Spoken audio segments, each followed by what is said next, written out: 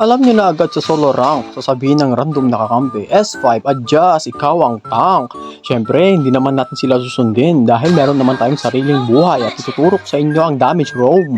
Una sa lahat, ikat ang minions ng iyong gold laner upang makuha ito. Nagulat yung Hanabi bakit roamer yun nag-cut, kaya tinanggap agad ang kanyang kamatayan. At dito naman yung Hanabi, pinalagan ako, akala mo atrasan kita kahit dumalo pa ang iyong kakampi, hindi kita atrasan. Ang ating goal dito ay kunin ang atensyon ng mga kalaban at minion wave.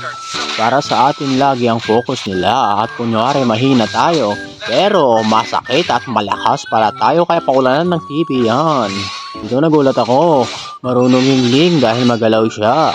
Inuuna niya yung farm at pag-rotate sa mga kasamahan niya. Kaya tinatakot-takot natin siya dito. Ang hirap niya patamaan ng skill. Nakataka siya kaya ating mage na lang ang ating habulin at pipitasin. Ayun, may flame shot na. Mapipitas ko nga ba? O, syempre naman, mataas ang mobility ni Shu. Kaya mangyayari, wasak na wasak. At dito naman, hinaras ako ng Hanabi. Ano, akala mo hindi kita papalagan kahit maging 3% HP pa yan.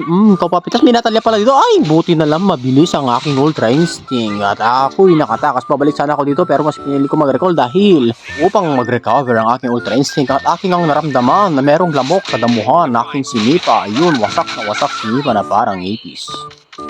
Ako'y patuloy na nakafocus sa aking goal upang ikat ang minion wave at maklear ito na maayos. At dito nagkasalubong kami ng Ling upang pitasin niya raw ako. Ngunit yung mage pa pala ang napitas sa kanila.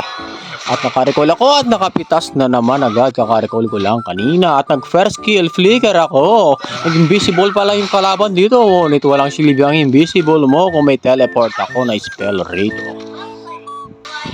At dito naman, merong dalawang assassin na feeling fast hunt. Ay, mukhang bumabawi yung Natalia. Mina-micro ako dito. Pero hindi niya alam na may ulti ako. Kaya walang silbi ang second skill immune mo dahil sa malupit na nagbabag ang kamay ko. At dito naman, na-realize ko na masyado na akong malakas para sa mundo ng mga mahihina. Kaya nagpahabol muna ako bago mag-recall. Joke lang, nagpapitas pala ako kasi masyado na akong snowball at matakot ang kalaban pinalumabas sa base. Ay, kakarecall ko lang kanina. Bakit ganun? Noon hit na naman ang Ling na core.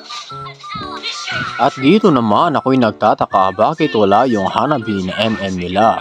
Ay, ako'y nagulat. Nandito na sa aking harapan. Anong plano mo, micro mo kami sa loob ng tore mo? Mangarap ka dyan, boy. Pero mes alam kong re-respo ang funny upang ikay mapitas na parang ipis. At dito naman ang kanilang Ling ay kusang nabaliw, ngunit sa aking ulti nahuli pa rin. Ako'y nasobrahan sa kape dahil ang flicker ko ay tumira pa kaliwa. Kaya ang kanilang calling ay nakatakas pa rin. Kami ay napahiya sa kakahabol kay Ling, kaya kaming dalawa ni Fanny ay nakarecall na rin. Dito yung Ling na baliw ulit, lagi na lang pinangtatakas ang kanyang ulti, kaya nakita namin ang Hanabi aming pinasok sa kanyang turi. Siya ay nabidas at ako'y nagpahabol sa Sun. Akala siguro ng Sun ay mahabol niya ako. Ngunit di niya alam na CD ang aking second skill at first skill, pwera lang ang aking ulti. At dito mukhang tumatapang na ang Clint, nakipag 1v2 sa Sun at Natalia, ngunit siya ay napitas pa rin. Kaya ngayon dahil full life ako, aking pipitasin ang pumatay kay Clint. Doon nakita ko agad ang invisible at nag-activate ang ating Ultra Instinct.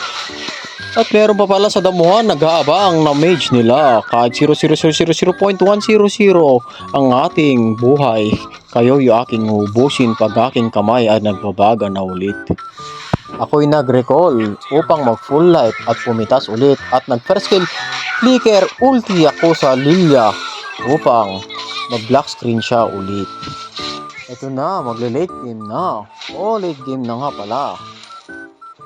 Kaya uso na ngayon ang hanapan sa damuhan. Ngunit bakit ang top? Ay, ano yun? Ako'y nagulat sa aking sarili. Bakit isang suntok? Parang na-uppercut sa daliri. Napakatapang ng kalaban, di ba? Alam na, pinitas ko ang kanilang mage. Talagang may gana pa silang mag-lord. At dito yung Zilong napakatapang. Napakatapang. Tinuloy niya ang Lord.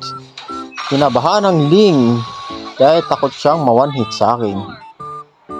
Hindi ko na tinulungan yung Zilong. Sinadya kong mamatay siya dito. Para magugulat na lang kayo. Yung Ling at Hanabi ang mapipitas rito. Maniwala kayo sa hindi pero totoo. Kahit wala akong ulti. Basta merong first skill si Chu. Kalaban ay mapipitas pa rin. At dito meron pa yung blue buff nila. Panigurado na dito si Ling. Kaya first skill. Di care ulti siya ay napitas ulit.